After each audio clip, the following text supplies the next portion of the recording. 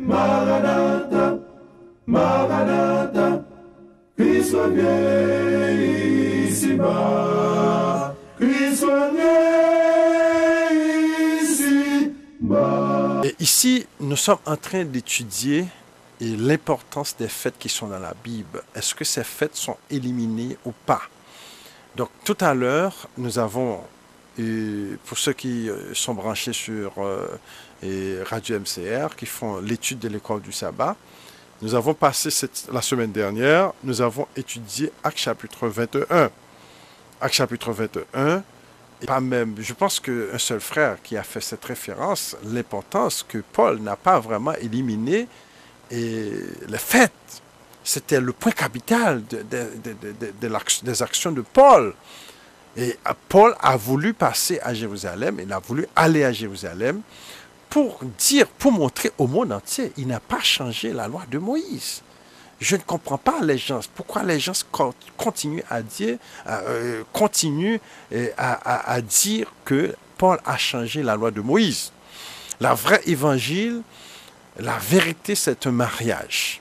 Parce que la Bible nous dit, à la loi et au témoignage, si on ne parle pas ainsi, il n'y a point de robe pour le peuple. Et ce mariage est raté par beaucoup de gens. Les gens parlent de la grâce, il y a beaucoup de gens qui parlent de la loi, mais nous avons raté aussi, même nous, aussi bien qui parlent de la loi de Dieu, nous avons raté aussi l'importance des autres fêtes. Et tandis que nous allons voir que Dieu a voulu mettre l'accent. Premièrement, Jésus-Christ lui-même, il a fait cette déclaration, ne croyez pas que je sois venu pour abolir la loi et les prophètes. Et ici, il n'a pas voulu parler des 10 commandements. Ce n'est pas les 10 commandements qui étaient en question là. Ce qui était en question, c'est plutôt toute la loi de Moïse, la Torah. Dans l'original, on a mentionné la Torah. Je n'étais pas venu pour abolir la Torah, mais j'étais venu pour accomplir. Accomplir quoi?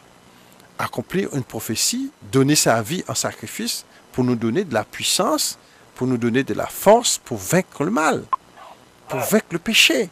Si l'apôtre Paul encourage les gens de célébrer les fêtes de la Bible, donc, est-ce que ça veut dire qu'il a éliminé les fêtes? Non, pas du tout. Parce qu'il a enseigné aux gens, il a dit aux gens, pendant qu'on est chrétien. Ce n'est pas parce que quand il était Saül, mais quand il était chrétien, il a enseigné aux gens de pratiquer la loi de Moïse. Branchons sur Actes chapitre 20. Actes chapitre 20. Apôtre Paul a fait mention de la Pâque. Et quand il parle de la Pâque, il a parlé de la Pâque après des années de la chrétienté. Au verset 5 et au verset 6, pour nous, après les jours des pains sans levain, nous nous embarquâmes à Philippe et au bout de 5 jours, nous les rejoignîmes à Tauras et nous passâmes 7 jours. Le premier jour de la semaine, nous étions réunis pour rompre le pain. Paul, qui devrait partir le lendemain, s'entretenait avec les disciples. Il prolongea son discours jusqu'à minuit.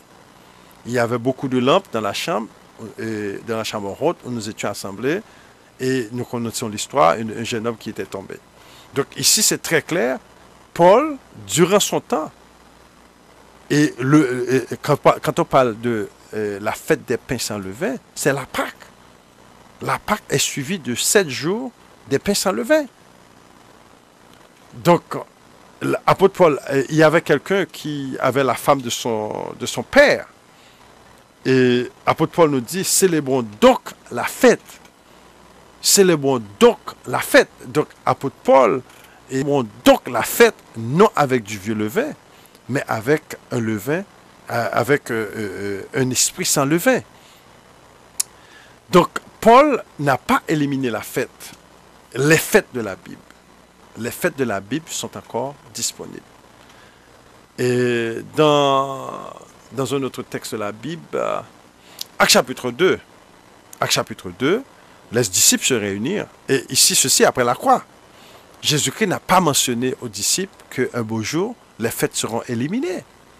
Et les fêtes de la Bible, au jour de la Pentecôte, les disciples célébraient la Pentecôte. Ce jour-là, les disciples célébraient la Pentecôte. Donc, le jour de la Pentecôte, ils étaient tous ensemble dans le lieu. Et tout d'un coup, il survient un grand bruit. Et dans ce grand bruit-là, vous connaissez l'histoire, il y avait des Juifs qui venaient de partout. C'était la meilleure occasion de dire à tout le monde que les fêtes sont éliminées, Jésus-Christ est mort. Mais ce n'était pas, le message de Pierre et le message des apôtres. Au contraire, ils ont parlé en langue, ils ont parlé de Christ. Ils ont parlé du ministère de Christ. Jésus-Christ est venu, il a donné sa vie, et sa vie pour sauver son peuple. Donc c'est très très important. Actes chapitre 20, nous voyons aussi que Paul, verset 16, Paul avait résolu de passer devant Éphèse sans y arrêter, afin de ne pas perdre de temps en Asie, car il se hâtait pour se trouver, si cela lui était possible, à Jérusalem, le jour de la Pentecôte. Donc le jour de la Pentecôte, Paul se hâtait pour arriver à Jérusalem pour célébrer la Pentecôte. Donc ça coïncide, ça marche très bien avec Actes chapitre 21. Vous allez voir. 1 Corinthiens chapitre 16 verset 8. Je resterai néanmoins à Éphèse jusqu'à la Pentecôte. Et pourquoi Paul voudrait rester jusqu'à la Pentecôte? Parce que tout simplement, Paul voudrait célébrer la Pentecôte.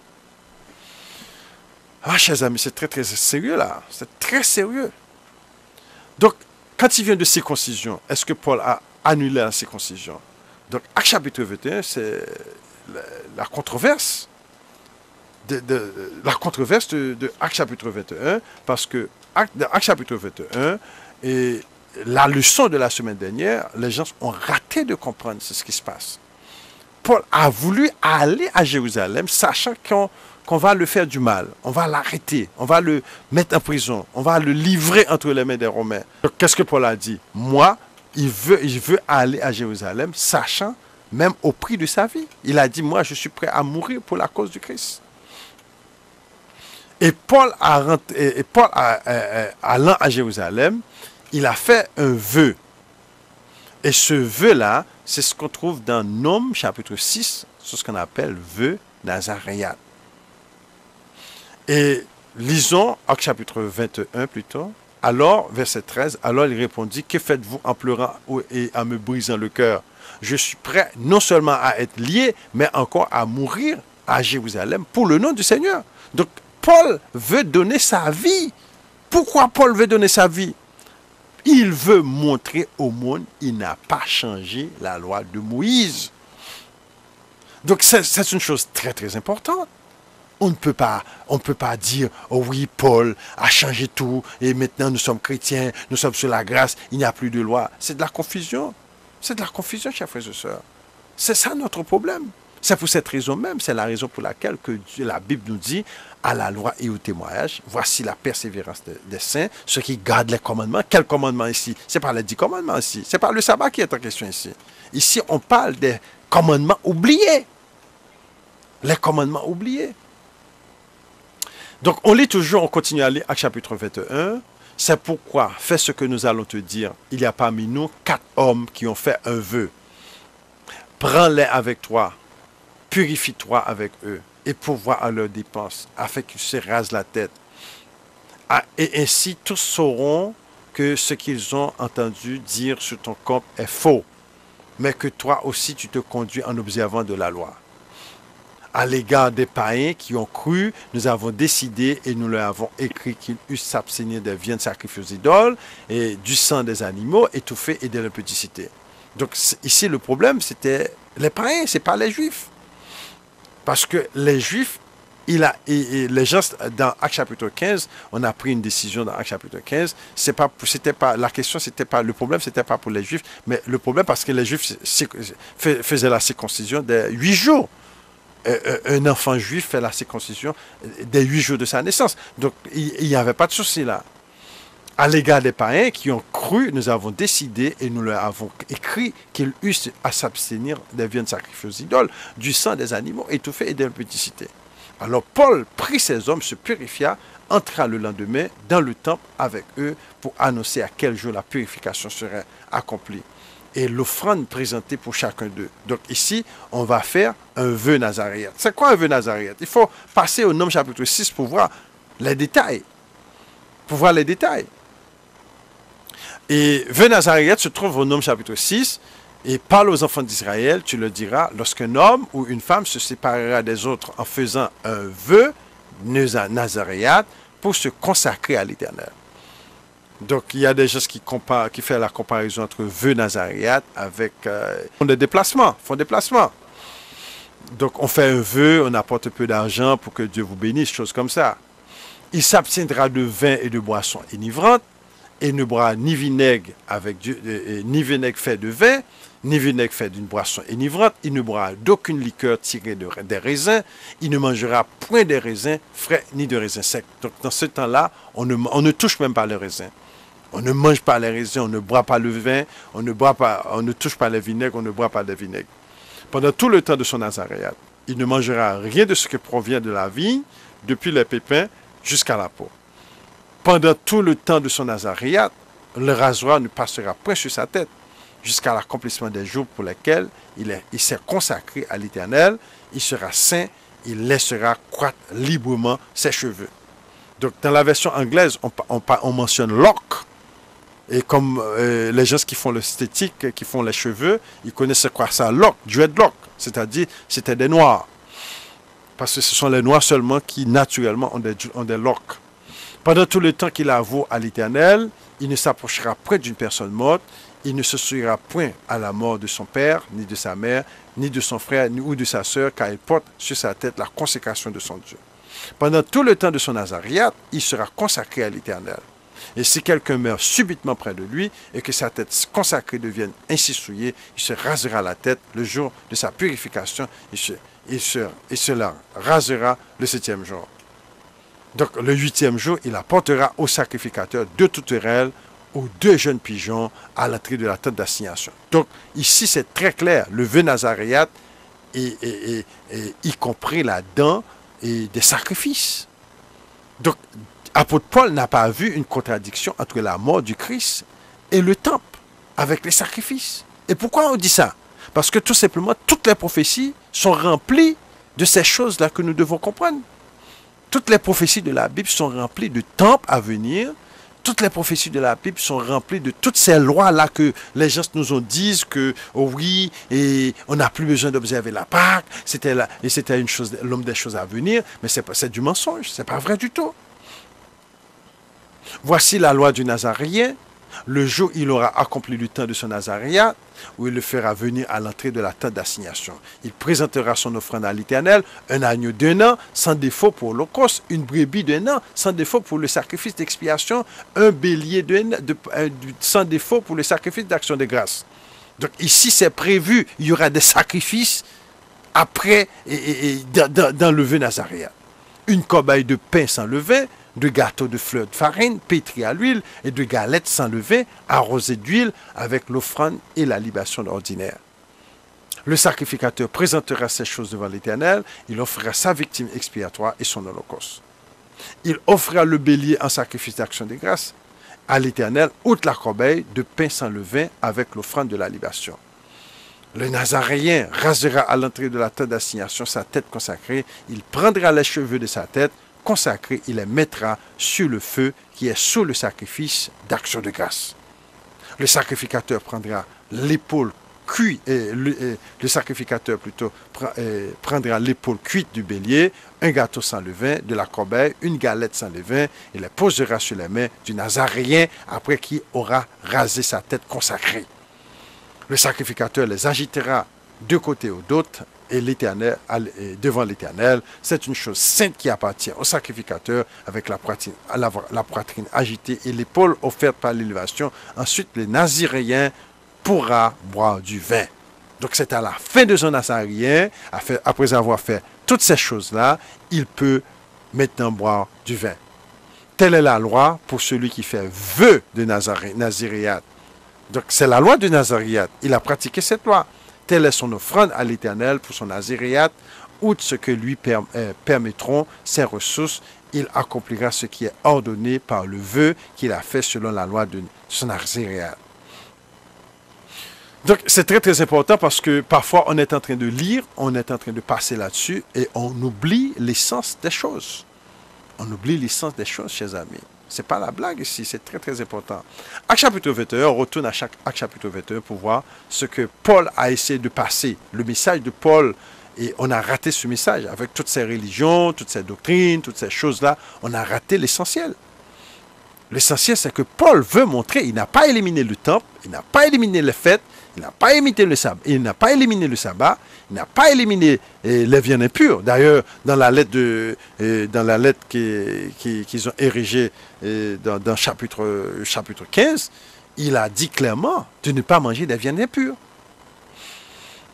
Donc, au verset 27, Acte chapitre 21, sur la fin des 7 jours, les Juifs d'Asie, ayant vu Paul dans le temple, soulevèrent toute la foule et mirent la main sur lui, en criant « Homme israélite, au secours !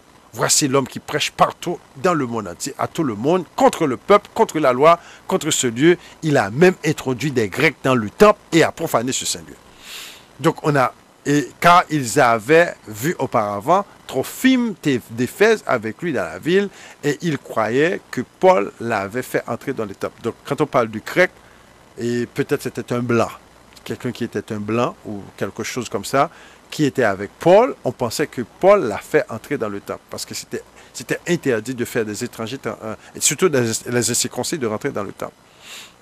Et toute la ville fut émue et le temple accourut. Et le peuple accourut de toutes parts. Ils se saisirent de Paul et le traînèrent hors du temple, dont les portes furent aussitôt fermées. Comme ils cherchaient à le tuer, le bruit vint au tribun de la cohorte que tout Jérusalem était en confusion. À l'instant, il prit des soldats et des centeniers et courut à eux, voyant le tribun, et les soldats le cessèrent de frapper. En d'autres mots, l'autorité romaine est venue au secours de Paul, sinon on va le tuer. On allait le tuer. Alors le tribun s'approcha et saisit de lui et le fit lier de 2 chaînes, puis il demanda qui il était et ce qu'il avait fait.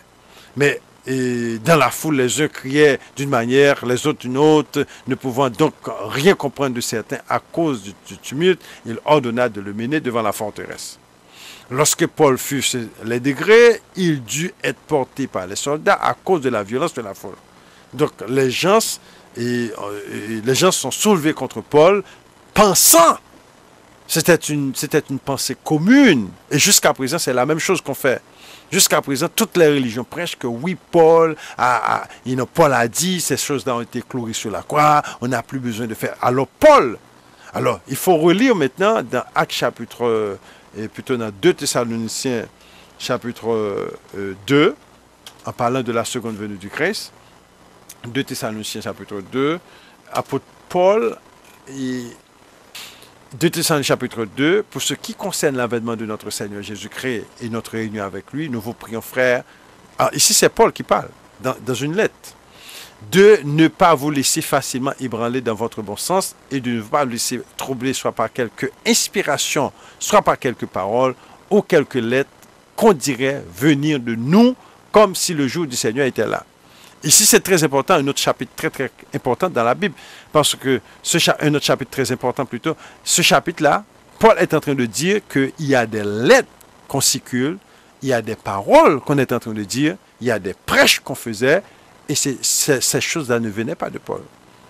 Paul n'a pas dit ces choses. On est en train de publier des lettres sur le nom de Paul, et tandis que Paul n'a pas dit. Que personne ne vous séduise d'aucune manière, car il faut que l'apostasie soit arrivée auparavant et qu'on ait vu paraître l'homme du péché, le fils de la perdition. Et l'adversaire qui s'élève au-dessus de tout qu'on appelle Dieu, ou de ce qu'on adore, jusqu'à s'asseoir dans le temple de Dieu, se prosternant lui-même. En d'autres mots, Paul prophétise ici un futur temple. Ici, quand les gens voient ce texte-là, on est en train de dire, oui, c'est symbolique, mais c'est pas du tout. C'est pas du tout. Ça correspond avec toutes les prophéties de l'Ancien Testament. Et vous allez voir, dans l'Ancien Testament, on parle de temps futur. D'ailleurs, Ésaïe 56, c'est un chapitre très, très habitué.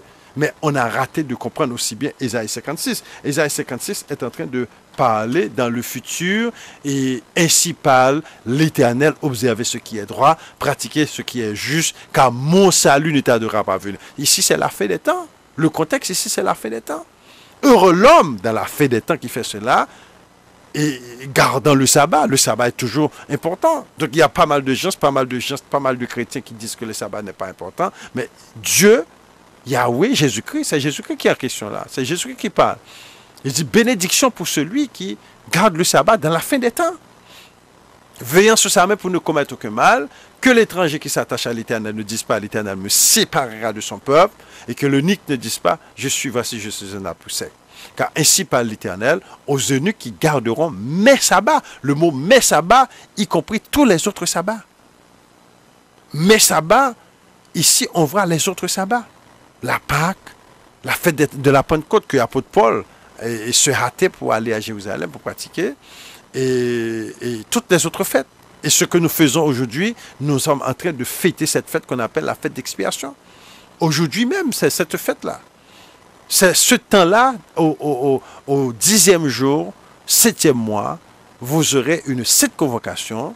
Et il faut lire parce que parfois on oublie de faire des choses, parce que les gens pensent que nous sommes en train de faire des choses comme ça. Et le Lévitique 23 et le Lévitique 16 en parlent.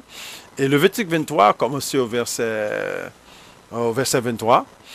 L'Éternel parla à Moïse et dit, parle aux enfants d'Israël et dit, le 7e mois, le premier jour du premier mois, vous aurez un jour de repos, publié au son des trompettes et une 7 convocation.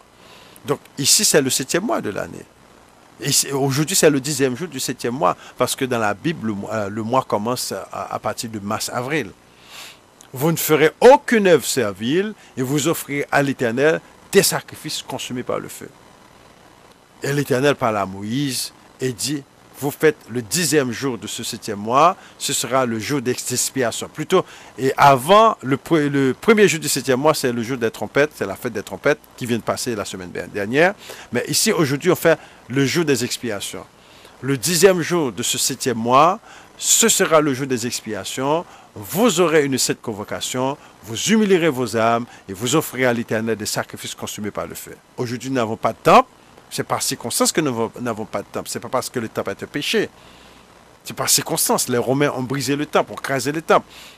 Donc ici, on voit que ces choses-là reviendront encore. La Bible nous dit, vous êtes heureux pourvu que vous pratiquez ces choses. N'oubliez pas la loi de Moïse, mon serviteur.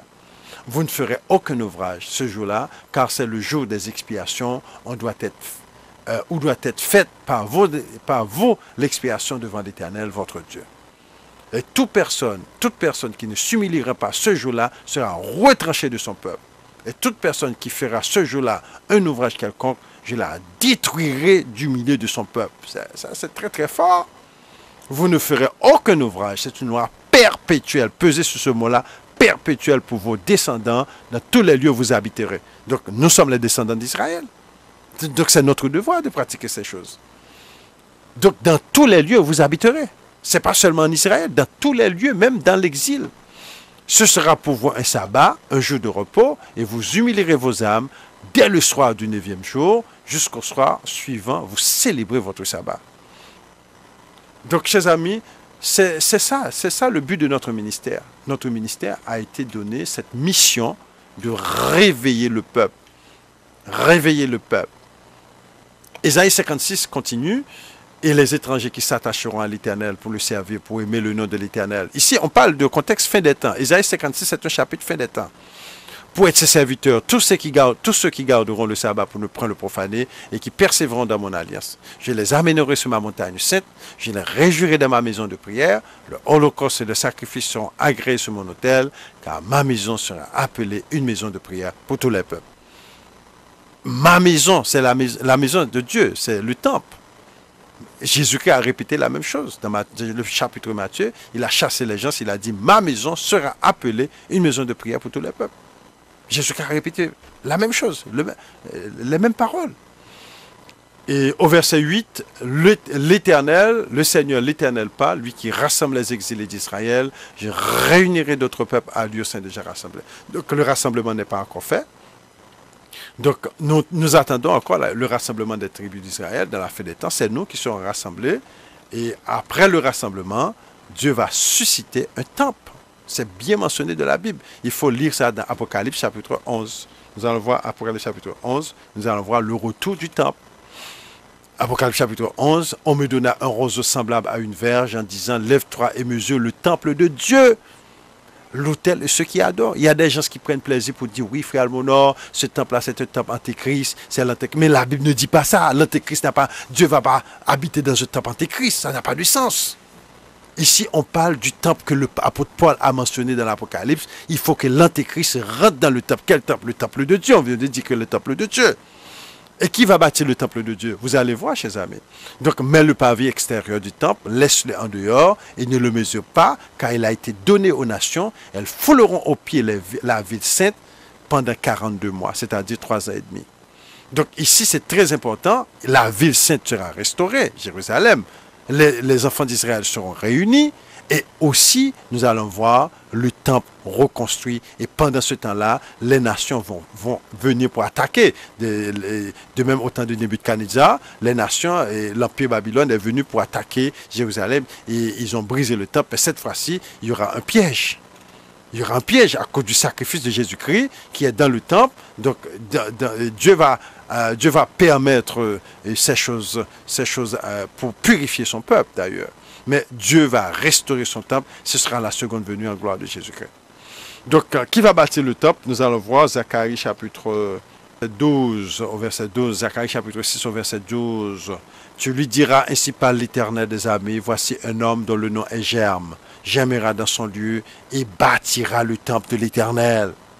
Il bâtira le temple de l'Éternel, il portera les insignes de la majesté, il s'assiera et dominera sur son trône, il sera sacrificateur sur son trône, et une parfaite union régnera entre l'un et l'autre. Les gens qui nous ont suivis sur la radio MCR et sur YouTube, nous avons déjà parlé de ce Germe, c'est un fils de David. Il y aura un fils de David sur la terre qui va manifester dans la fin des temps, durant le rassemblement d'ailleurs, et qui va construire ce temple. Donc, chers amis, nous avons tous, nous avons été, comment dirais-je, menti. Et donc, dans la fin des temps, nous sommes en train d'étudier pour voir que ces choses-là sont encore valides. Les fêtes sont encore valides. La Pâque ne contredit pas le sang du Christ. La Pentecôte ne contredit pas le sang du Christ. Au contraire, les deux marchent ensemble. Apôtre Paul nous dit, enlevez le vieux levain parmi nous, c'est-à-dire le péché. C'est maintenant qu'on adore la Pâque. C'est maintenant qu'on fait la Pâque. Maintenant, célébrons donc la fête, non avec du vieux levain, mais avec le sang du Christ. Donc, c'est ainsi, chers amis. J'espère que vous voyez qu'il n'y a pas de contradiction dans le sang du Christ. Jésus-Christ n'était pas venu pour abolir. Il a dit ça clairement. Il était venu pour accomplir. Accomplir quoi? Pour la faiblesse et pour donner la puissance aux enfants d'Israël, pour changer leur comportement. Parce que pratiquement, c'était un peuple de magie, un peuple de péché. Le peuple pratiquait la magie. Donc, Dieu est venu pour nous donner la force. C'est pour cette raison même que la Bible nous dit, dans Apocalypse 12, verset 17, voici la persévérance des saints, ceux qui gardent les commandements de Dieu et le témoignage de Jésus-Christ. Dans la fin des temps, il y aura ce réveil des commandements de Dieu et ce réveil de la foi du Christ. Les deux marchent ensemble. Et Apocalypse 14, verset 12, voici la persévérance des saints, ceux qui gardent les commandements de Dieu et qui ont la foi du Christ. Donc, je reste là ce soir. J'espère que vous avez été bénis par cette émission qui est très lourde, et très lourde pour beaucoup de gens, parce que nous sommes habitués à entendre qu'il y a une séparation. Dieu a éliminé, Dieu a enlevé. Non, pas du tout. Dieu est venu pour nous donner Dieu est venu pour nous donner de la puissance pour observer ses lois.